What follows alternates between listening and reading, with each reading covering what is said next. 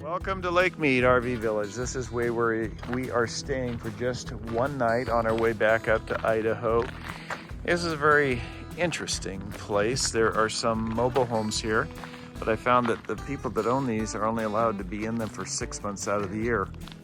We're actually on government property. This is part of the Lake Meade National, I don't know if they call it park or reserve or what it is, rec area, the Lake Meade National Rec Area, that's it. But we're right out there for Lake Meade, and there's our Brinkley right there. So it's kind of a mix. There's some RVs in here, and then there's a lot of these mobile homes. Across the street, we'll walk over there maybe, is the state park. And we did not stay there because there were no hookups, and our fridge is on the fritz right now, and we were afraid that we would lose our food, so we decided to come here instead. And also, one other note interesting about this park is that you do have to pay the National Park Service fee to get into this park, even though you have to also pay this park fee because it's a private park. So don't ask me, I'm just a messenger. Here's our spot number 108. The sites are, oh, you know what, they're kind of nice. They're narrow again, but they're kind of nice. And everybody goes in the opposite direction. So like we're aimed this way, next guy's gonna go down that way. And then the same with this one, he's gonna go down that way. And so on the connections, there's our sewers, his and or theirs and ours. And then electrical. Now this is funky, check this out.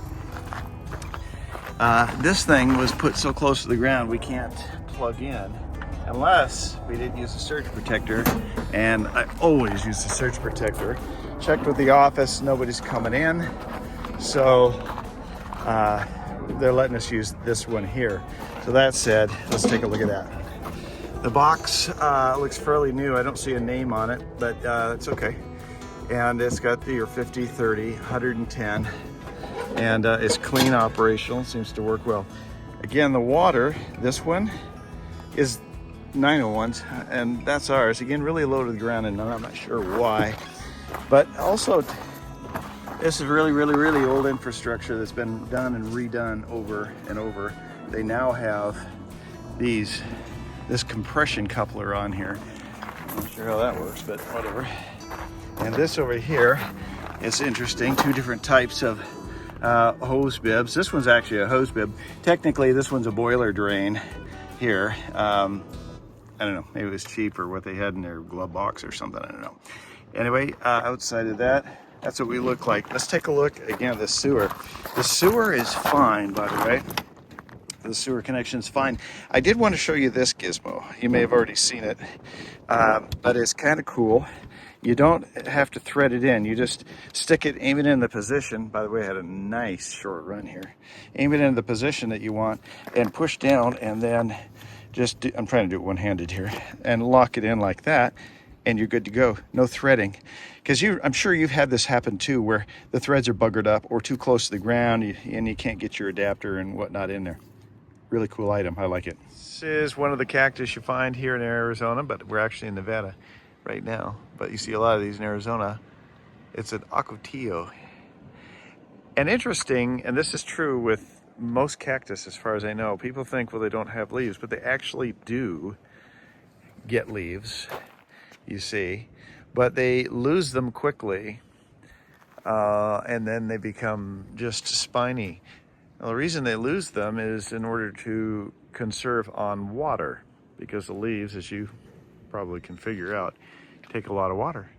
And also, a lot of people think of cactus as not very pretty, but these get some really amazing blooms. And not just this cactus, but almost all cactus get really pretty blooms at some point. So here's a prickly pear that is in bloom. Aren't they pretty? Here's the entrance in, and then we go this way to Lake Meade RV Village, but we go this way into the state park, and both of them are on, national park, and both of them are on government property, so you have to pay to get into both. I understand there's a really nice multi-use path, jogging, walking, bicycling, that runs from miles upon miles here. It used to be an old railroad. Don't know if we'll run into it. We won't get to use it because we're just here for the night. We are walking now inside of the Lake Meade National Rec Area campground. And this is beautiful. I would have much rather stayed here. It's just quieter and prettier. It doesn't have rundown mobile homes. But it does not have any hookups, as we mentioned. And we'd be good for a couple of days like that. But as I mentioned, we had that fridge on the fritz and we had to have electricity for this day. But it's nice here. Amphitheater, I guess they call it, at Boulder Beach Campground. It's owned by National Park Service, part of the Lake Meade Reserve or whatever they call it. But look at this view out here. Oh man, that's just